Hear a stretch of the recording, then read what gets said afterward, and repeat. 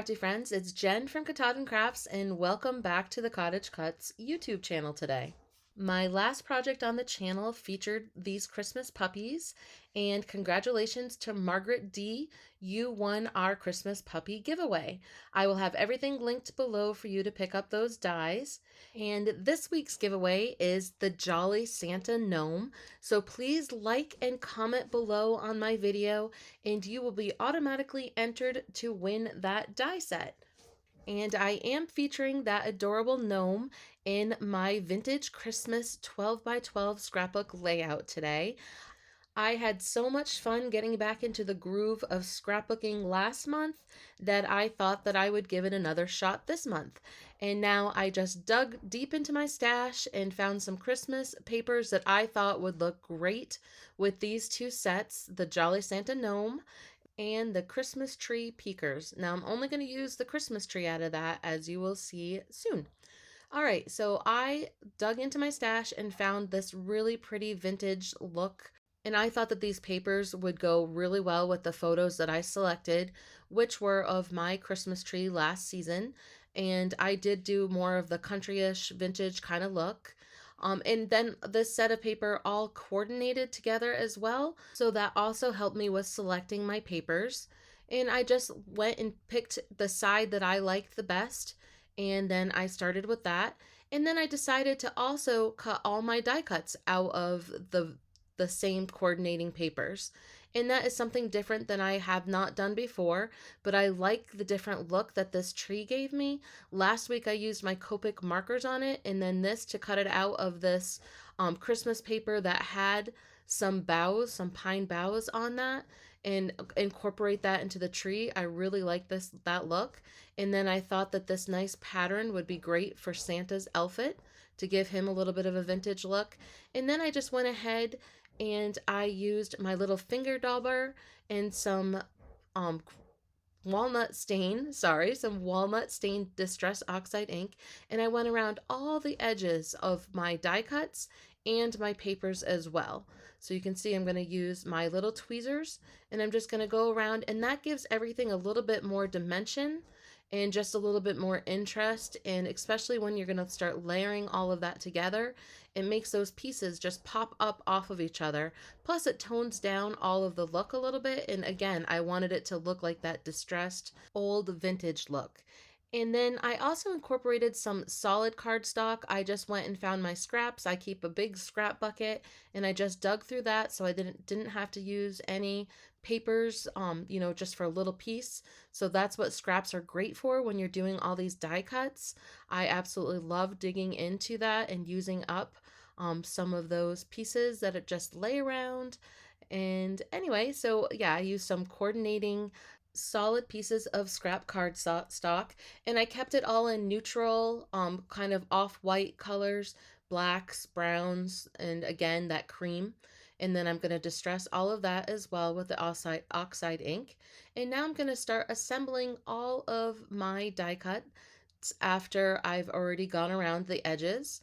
And I'm going to speed this up a little bit because you can see I'm just going to add all of those little red bulbs. I did cut 2 sets of those so I could add a lot of fullness and a lot of contrast of that red to that green tree. And now I'm going to start putting together all of these little presents, and I cut 2 of those as well. I did 1 set in greens and I did 1 set in the reds, so then I can make those vice versa. I can put the green on the red and then the red on the green, and it makes 4 different presents that I'm going to put on my page today. So put that all together, and you can see I use my my little tools here to help me with all these little pieces. Like I talk about week after week after week, all the details that I love so much in these dies. So having a couple of these little tools and the precision glue really can be helpful when you're assembling your die back together.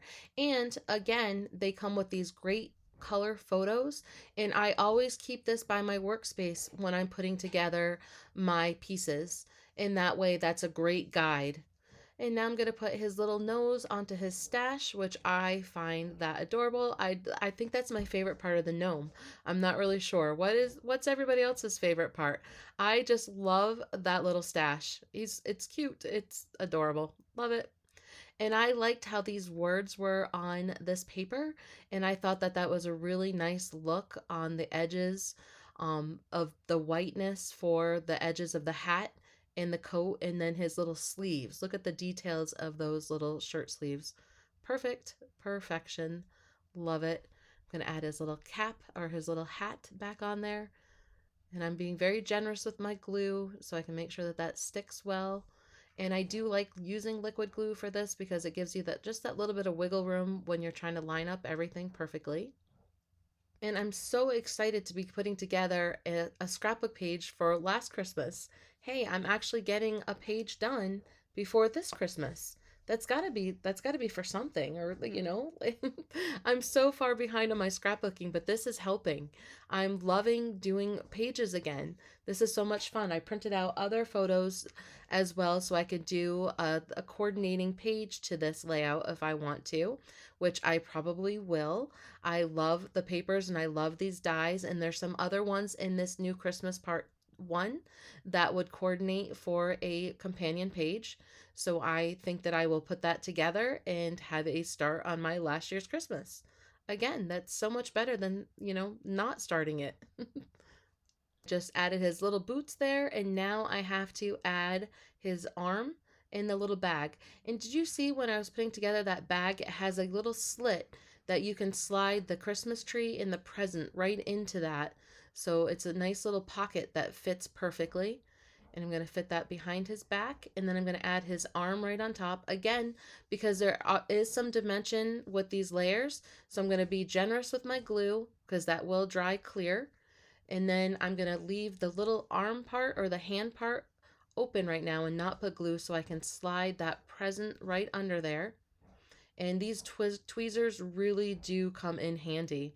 So now look at that. I've got this vintage Santa Claus. I love the look. This is so much different than the coloring with Copic markers, which I love. I love using my Copic markers, but for doing something outside the box and doing a scrapbook layout like this so I can make it coordinate with my actual papers, it's perfect to go ahead and cut those the dies and all the individual pieces out of the different paper that I used in my layout. And so therefore it gives me customized embellishments. So I made my own page embellishments with the coordinating cardstock. So everything just goes together perfectly. It looks like it came in a kit together, doesn't it?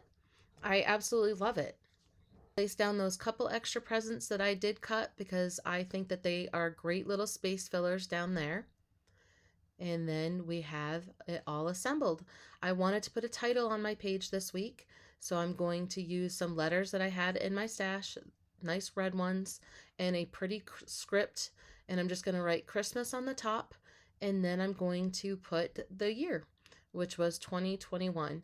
Now, the funny thing is that after I got this far, I realized that I only had one small s. Why they only added one lowercase s to this whole sheet of number or letters, I don't know, but I made it work with that large one. I think it still looks cute. And same goes with my numbers. I had to use 2 different sets in order to come up with the number that I wanted, but I still made that work. Now these were white, so again, I wanted to give it that old time look. So I went ahead and used that same walnut ink and just toned that down a little bit by just dabbing on those letters or numbers. I keep calling them letters. And that helps fill that space visually. Plus it adds something to my layout and my title. And now I'm just adding a couple of little gems on the lower corner and the upper corner. Those were a little bit too spaced out, so I'm just going to squeeze them a little bit closer together. And again, that's just adding a little bit of visual interest. And I am very pleased with another scrapbook page. So thank you very much for crafting with me again today. I hope that you're enjoying having some layouts. It's something different, and I'm showing you how these wonderful die cuts can be very versatile. They make absolutely wonderful cards, but they don't just have to be for cards. They can also be for scrapbooking and embellishing. I also think that this tree and this vintage Santa would look great for a gift tag. I think that really could jazz up a package. So make sure you comment and like below to be entered into this week's giveaway, which is for the Jolly Santa Gnome. If you haven't subscribed to our channel, please do so. We really do appreciate your support. We have a video on here every week.